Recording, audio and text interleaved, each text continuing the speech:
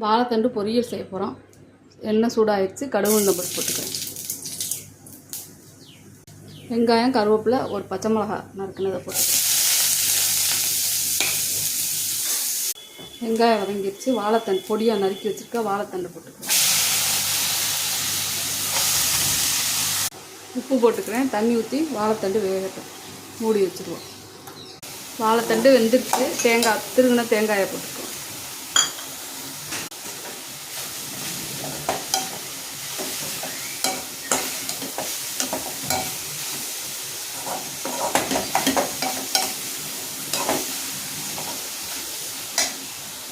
வாழைத்தண்டு பொரியல் ரெடி ஆயிடுச்சு.